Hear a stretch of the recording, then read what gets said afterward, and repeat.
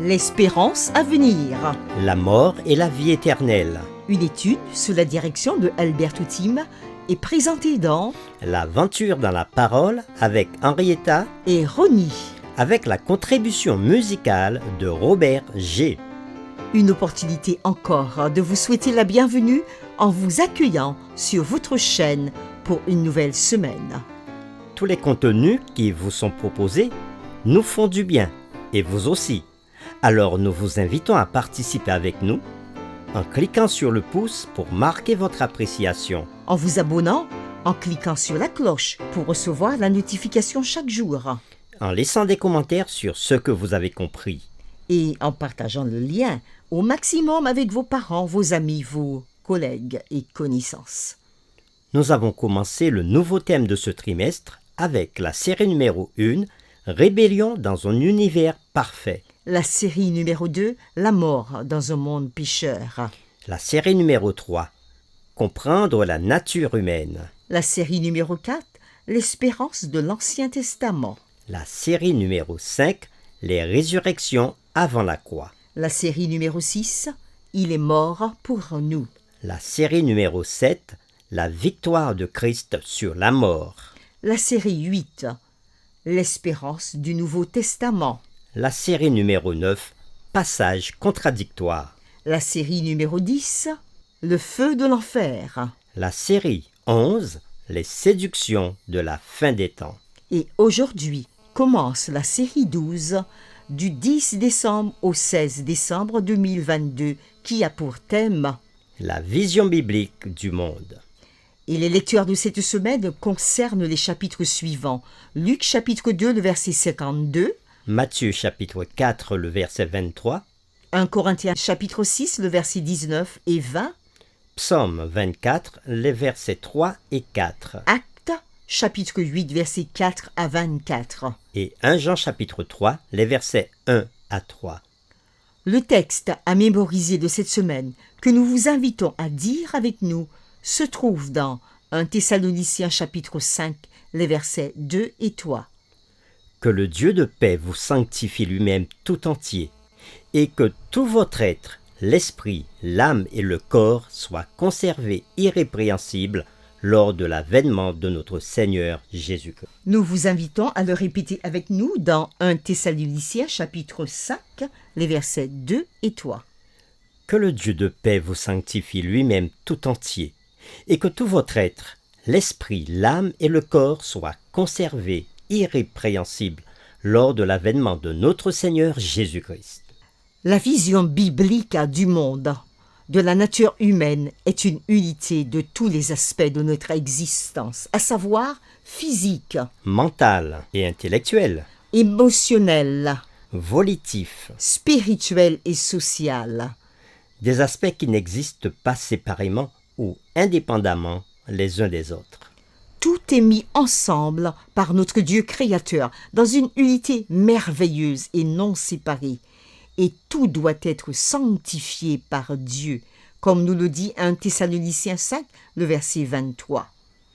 Quand une personne meurt, il n'y a aucune activité dans aucun de ces aspects, comme nous l'avons vu avec Ecclésiaste chapitre 9, versets 5 et 6.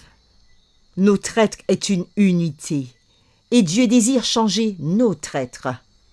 Pour réaliser cette transformation, il nous parle. L'écrivain Ellen G. White souligne que le Seigneur communique avec nous par l'intermédiaire de notre cerveau. Elle dit ceci.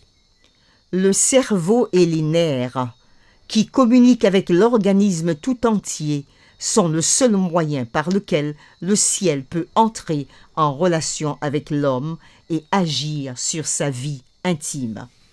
Ceci est tiré du livre Témoignages pour l'Église, volume 1, les pages 292 et 293.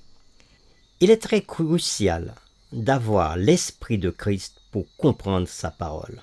Lorsque la parole de Dieu habite en nous et nous guide constamment, notre esprit peut être transformé par la puissance du Saint-Esprit. Et l'on ne peut obtenir l'intelligence de la parole de Dieu que par l'illumination de l'Esprit qu'il a donnée. Nous pouvons trouver ce passage dans Le meilleur chemin, page 107, de l'auteur Ellen G. White. Et l'apôtre Paul, dans Romains chapitre 12, le verset 2, disait « Ne vous conformez pas au siècle présent, mais soyez transformés par le renouvellement de l'intelligence, afin que vous discerniez quelle est la volonté de Dieu, ce qui est bon, agréable et parfait. » Le livre de l'Apocalypse parle de deux mondialisations avant la seconde venue de Christ. Apocalypse chapitre 13 décrit la mondialisation de l'erreur quand toute la terre s'émerveillera et suivra la bête de la mer. C'est ce que nous dit Apocalypse chapitre 13 versets 3, 7, 8, 12 et 16. Et le livre de Apocalypse au chapitre 14 met en lumière la mondialisation de la vérité. Lorsque l'évangile éternel sera prêché à toute nation, à toute tribu, à toute langue et à tout peuple, comme il est dit dans Apocalypse chapitre 14, les versets 6 et 7. Pendant ces temps difficiles, tel que le dit 2 Timothée chapitre 3 verset 1er, tout vent de doctrine soufflera, et les gens détourneront l'oreille de la vérité et se tourneront vers les fables. De Timothée chapitre 4, le verset 4. Mais aussi, nous pouvons lire Éphésiens chapitre 4, les versets 14, qui parlent de ces choses. Deux grandes erreurs, l'immortalité de l'âme et la sainteté du dimanche, vont être les moyens par lesquels Satan fera tomber le monde dans ses pièges. Tandis que la première jette les bases du spiritisme, la seconde établit un lien de sympathie avec Rome. Citation tirée dans le livre Tragédie des siècles à la page 519 de l'auteur Ellen G. White. Jusqu'à ce que ces événements finaux se produisent, nous devons rester fermes dans notre croyance en toute la vérité que nous avons, qui inclut la nature de l'humanité et de la mort, alors que nous cherchons à être guidés par le Saint-Esprit dans le but d'être prêts pour l'apparition glorieuse de Christ. Les réflexions de cette semaine porteront sur le thème « La restauration des dimensions de l'homme ». Et les questions qui seront derrière toutes les réflexions de cette semaine sont: premièrement, comment la notion de la personne, corps, âme et esprit en tant qu'ensemble indivisible peut-elle nous aider à mieux comprendre la portée globale de la religion et l'importance de notre mode de vie personnel?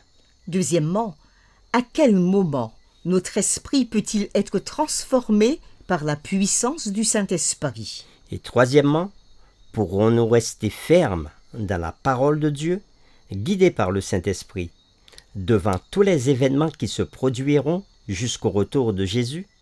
C'est avec les séquences suivantes que nous le verrons. Dimanche 11 décembre, le modèle de Jésus.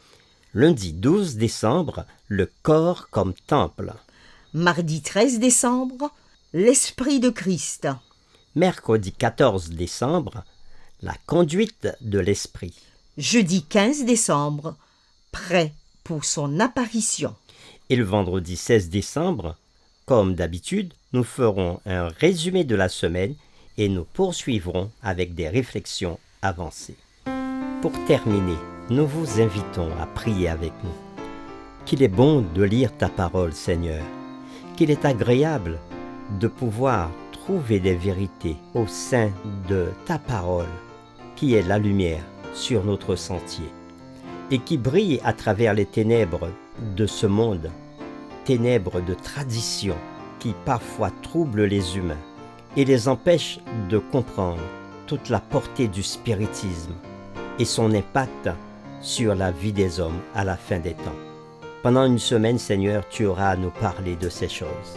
Tu auras à nous expliquer comment nous, êtres humains, nous avons été formés à ton image et qu'il n'y a pas de partie distincte en nous, mais que nous sommes un tout et que tout notre être doit être sanctifié par toi. Merci pour l'étude de cette semaine et merci de nous diriger par la puissance du Saint-Esprit. Nous t'avons prié au nom de Jésus. Amen.